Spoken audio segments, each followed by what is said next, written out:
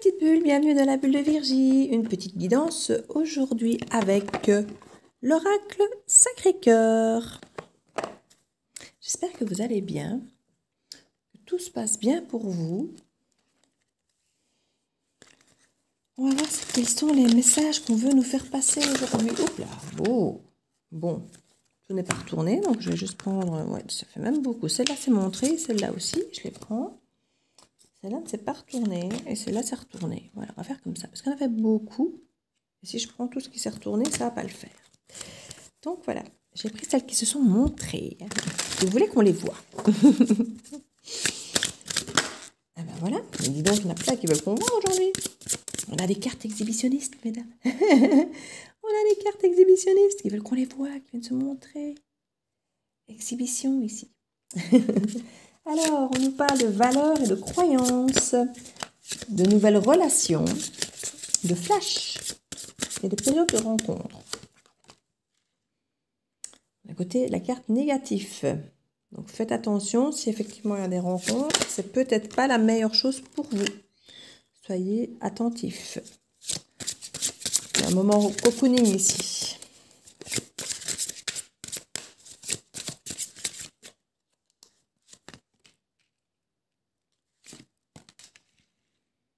On nous parle d'invitation, du printemps et d'union sacrée et karmique. Bon.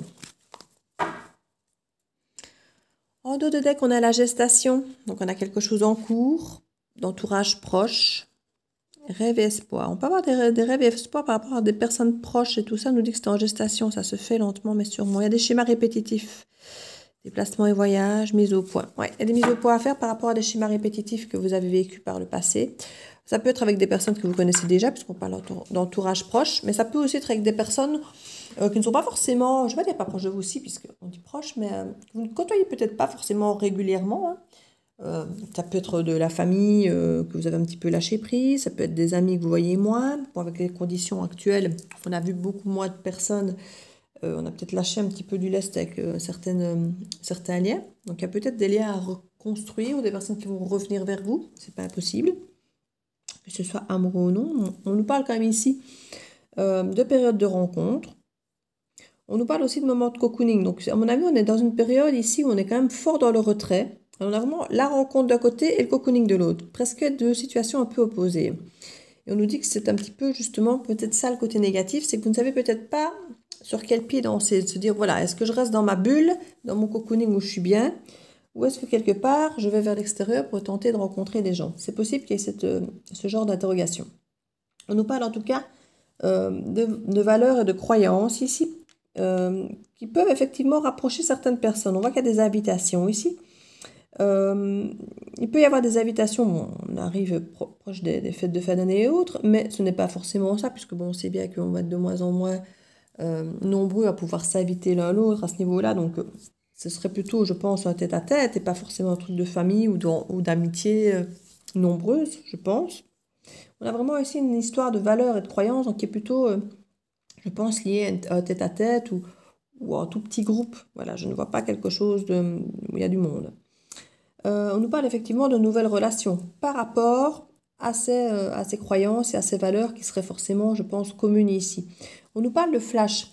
Soit ça peut nous faire penser à des souvenirs du passé, effectivement, hein, comme on retomberait sur une photo, on retomberait sur un message, on retomberait sur une pensée, une musique, une nostalgie du passé.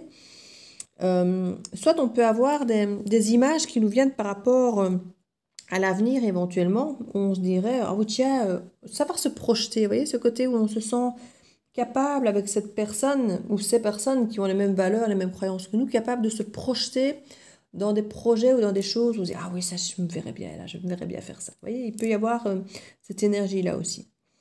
On nous parle ici d'union sacrée et karmique. Donc on nous parle quand même de liens assez forts, assez puissants. Et à partir du moment où effectivement on a des valeurs et des croyances similaires et où on se sent capable d'être porté soit par rapport au passé, soit par rapport à l'avenir, ou quelque part c'est quelque chose qui est ancré dans nos vies sur le long terme. C'est comme ça qu'on peut le ressentir. C'est là qu'on nous parle de nouvelles relations. On parle vraiment de quelque chose qui est ancré dans le temps, soit l'avenir, soit le passé, mais il y a quelque chose qui n'est pas une simple rencontre où on la croise et puis on la voit plus. C'est quelque chose qui laisse une trace, qui laisse une marque. Que ça soit, comme je dis, par rapport au passé, ou que ce soit par rapport à un potentiel avenir, on sent que c'est quelque chose qui peut avoir une forme d'emprise. Et c'est ça qui peut être aussi peut-être cette espèce de point négatif. Euh, Parce que si vous restez dans votre cocooning, c'est une rencontre que vous risquez peut-être de ne pas faire et du coup de ne pas avoir ce lien pour l'avenir. Et en même temps, je sais pas, il y a quelque chose ici où il y a un peu cette contradiction. On n'a peut-être pas envie de faire des rencontres. Et en même temps, on se dit, oh, mais si je ne sors jamais, je ne ferai jamais de rencontres et je serai toujours. Vous voyez, il peut y avoir une hésitation à aller vers les autres, à aller faire des rencontres, parce qu'on ne sait pas vraiment si on a envie de ça en fait. Ici, on vous dit clairement que c'est une relation ou des relations ici qui peuvent avoir un impact vraiment sur votre avenir. On nous parle de printemps. Donc le printemps, ça peut être effectivement la saison du printemps, mais ça peut aussi nous parler... moi, je vois aussi peut-être une invitation pour un mariage. Ce n'est pas possible, parce qu'on a une invitation au printemps et on a l'union sacrée et karmique. On peut avoir une invitation pour un mariage au printemps. Ce n'est pas impossible. Qui vous permettrait peut-être effectivement de rencontrer certaines personnes qui ont les mêmes valeurs que vous et pourquoi pas. Ce n'est pas impossible du tout. Mais pas que. Ça peut toucher certaines personnes, mais voilà, il n'y a pas que cette façon de voir. Il peut y avoir effectivement pour vous une rencontre aussi, un nouveau départ, soit comme je dis au printemps, soit simplement la représentation du nouveau départ pour le printemps, où vous seriez invité et où ça pourrait être effectivement une union, quelque chose d'assez évident, parce qu'il y a reconnaissance, comme je dis, de valeurs, de croyances, qui peuvent vous amener sur une nouvelle relation. Ici, clairement, on voit vraiment qu'il y a des rencontres à faire. On insiste sur l'invitation, sur la période de rencontre, sur la nouvelle relation et effectivement sur le côté croyances et valeurs communes. Donc, on a vraiment, on a quasi que des cartes positives ici. Hein. On n'a pas de cartes négatives dans le jeu ici. Hein. À part celle-là, je vais la recouvrir d'ailleurs pour voir qu'est-ce qui est négatif. Parce que dans la suite, ça a l'air assez positif tout ça. Communication, échange et nouvelles. Oui, il peut y avoir effectivement une difficulté à communiquer ou une volonté au départ à peut-être pas avoir envie de communiquer en fait.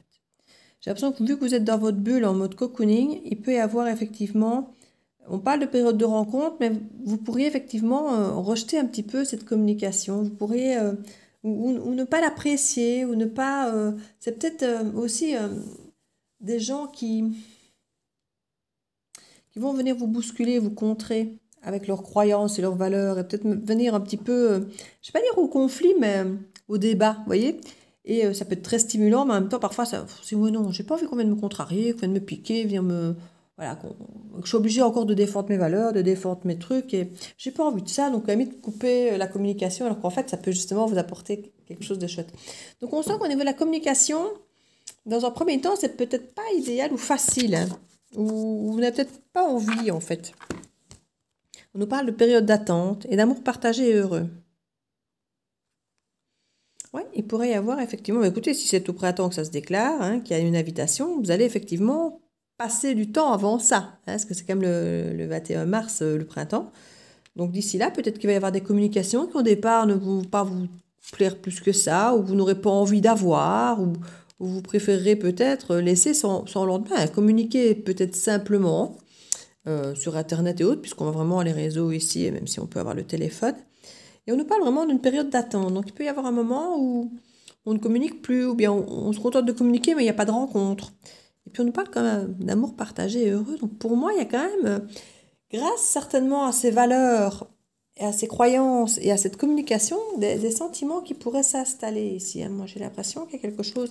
Mais ce n'est peut-être qu'au printemps, effectivement, que l'invitation concrètement va arriver. C'est tout à fait possible.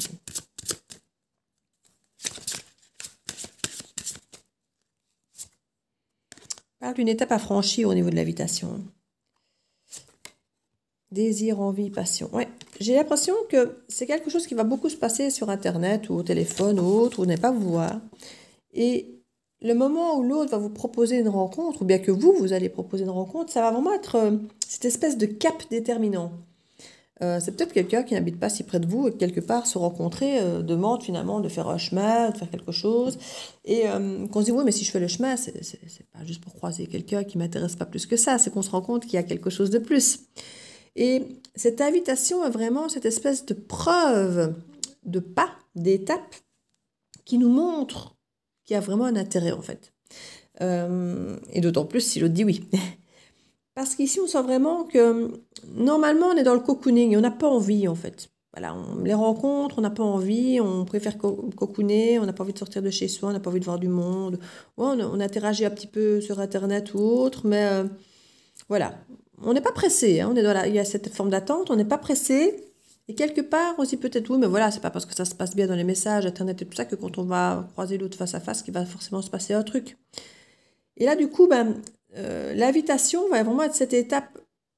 On va vraiment se voir en vrai, quoi. On va vraiment partager un truc, on va avoir un vrai rendez-vous, entre guillemets, galant. Et là, c'est là qu'on va voir si on en a envie ou pas, en fait. S'il y a ce désir, cette envie, cette passion qui va nous faire sortir de notre bulle. Parce que c'est un petit peu là. Si on vous invite trop tôt, vous allez dire non. Parce que l'envie ne sera pas encore là, le moment ne sera pas encore là, vous n'aurez pas envie. Si effectivement cette attente se fait et que vous communiquez beaucoup et qu'il y a beaucoup de choses qui se passent, qu'on a l'occasion de voir les valeurs, les croyances, quand l'invitation arrivera, vous aurez envie. Parce que ça vous semblera juste évident de voir cette personne à ce moment-là, vous en aurez envie et vous sortirez de votre bulle sans problème. À ce moment-là, ce sera le moment, et ça peut être au moment du printemps. Moi, je le vois bien comme ça. Je vais tirer une petite carte ici de l'âme sœur, petit oracle. Puisqu'on est dans l'amour, autant y rester. Pour voir les petites cartes conseils ici.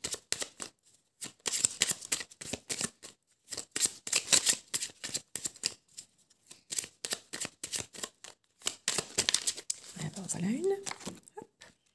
Alors, ça nous dit, tu es aimé ou aimé. Plus que tu n'en as conscience, partage tes inquiétudes avec celle ou celui que tu aimes. Tu seras compris ou comprise et rassuré par sa réaction. L'amour est partout autour de toi. C'est quelqu'un qui saura vous rassurer. Parce que comme je vous dis, c'est quelqu'un qui a les mêmes valeurs et les mêmes croyances que vous. Si vous avez une image particulière de l'amour, dites-vous que l'autre a beaucoup de chances d'avoir les mêmes valeurs et les mêmes façons de voir l'amour. Ou en tout cas, s'il n'a peut-être pas les mêmes, il vous croira, il vous comprendra. Et il respectera ces différences si par exemple vous n'avez pas les mêmes. Mais pour moi, il y aura une grosse similitude dans les valeurs, dans les croyances que vous allez partager. Ça semblera évident, cette relation ici. Il y aura vraiment un partage immense de tout ça. Et comme je dis, si pas partage des mêmes choses, ce sera vraiment un respect, un profond respect de tout ça. Et vous serez, comme je dis, rassuré. Vous n'aurez plus peur d'être aimé ou d'aimer parce que vous vous sentirez respecté dans votre façon d'aimer, dans qui vous êtes. Ne créez pas les changements. Tout se déroule selon le plan divin. Les événements actuels préparent le terrain à un avenir plus brillant. L'amour illumine toutes les ténèbres, emplis-toi de positivité et de légèreté. Voilà, ne soyez pas inquiets. Les choses vont bien se passer, comme on vous dit ici. C'est le timing divin. C'est pour ça que vous avez le temps de prendre le temps, j'ai envie de dire, parce que le timing divin n'est peut-être pas effectivement maintenant, mais que le timing divin sera quand vous sentirez, quand vous aurez pris confiance, quand vous aurez discuté, quand vous aurez partagé pas mal de choses avant de vous rencontrer. Donc voilà, ne soyez pas pressés, vous avez tout le temps, effectivement, mais n'ayez pas peur du changement. Ne bloquez pas si vous voyez que les choses changent. Si ça vous plaît, mais allez-y, foncez, quoi. Hein, le changement n'est pas du tout quelque chose de négatif, que du contraire. C'est par là que tout commence, j'ai envie de dire. Donc voilà mes petites bulles, j'espère que cette petite guidance amoureuse aura pu vous plaire. N'hésitez pas à mettre un petit commentaire si ça vous a parlé, à partager, à liker, à mettre un petit pouce bleu ou à vous abonner si ce n'est fait. Et je vous fais plein de bisous. Je vous dis à très bientôt dans la bulle de Virgie. Ciao, ciao!